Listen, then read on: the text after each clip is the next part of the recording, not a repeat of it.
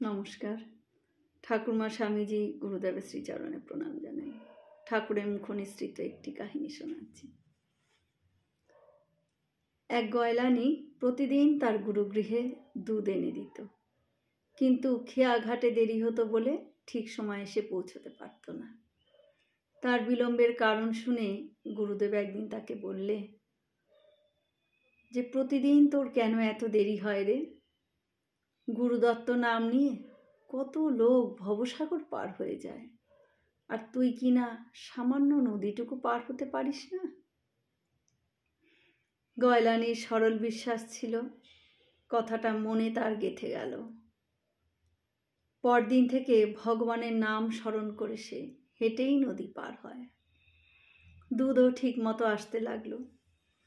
গয়লানি বলছেন, আপনি যে সেই একদিন বলেছিলেন, তখন থেকে আমি তার নাম স্মরণ করে নদী পার হই। গুরু তো সে কথা ভুলেই গেছিল। গুরুদেব বললেন, চল তো দেখি। গয়লানি বীজ মন্ত্র জপ করে হেঁটে নদী পার হয়ে গেল।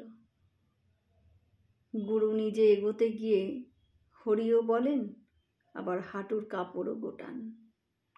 তার বিশ্বাসের জন্য না থাকায় তিনি আর পার হতে পারলেন না। হরিও বলবো, আবার হাঁটুর কাপড়ও তুলবো, এরকম করলে তো হবে না। ঠাকুর তার দুই বেয়ানের গল্পটি বলেছিলেন পণ্ডিত শশধর তর্কচূড়ামণিকে। একজন তার বেয়ানের এক গোছা সুতো বগল দাবা করে রেখেছিল। ঠাকুর গল্পের শেষে পণ্ডিতকে বলেছিলেন, আমি বগল টিপে নাচি না রে, আমি 2 হাত ছেড়ে নাচি, আমার ভয় নাই। এই ছোট্ট গল্পটিতে কত শেখবার জিনিস রয়েছে। আমরা 2 হাত তুলে নাচি না, সব ছেড়ে দিয়ে ভগবানকে ডাকি না। আমরা তার উপর 16 আনা নির্ভর করি না।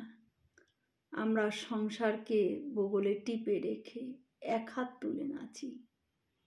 সেই জন্যই আমাদের সব চেষ্টাই ব্যর্থ হয়। আমাদেরও 2 হাত ছেড়ে তাকে ডাকতে হবে, তবেই তিনি আমাদেরকে কোলে নেবেন। জয় শ্রী রামকৃষ্ণ। আমরা সকলে মিলে একসাথে বলি, জয় মহামায় কি জয়, জয় ভগবান শ্রী শ্রী রামকৃষ্ণদেব কি জয়, জয় স্বামীজি মহারাজ জি কি জয়। হয়তো অনেক ভুল ত্রুটি হলো, ঠাকুর যেন আমায় ক্ষমা করে দেন। সকলে সুস্থ থাকবেন, ভালো থাকবেন। ঠাকুর মায়ের কৃপা দৃষ্টি সকলের ওপর বর্ষিত হোক। শুভরাত্রি।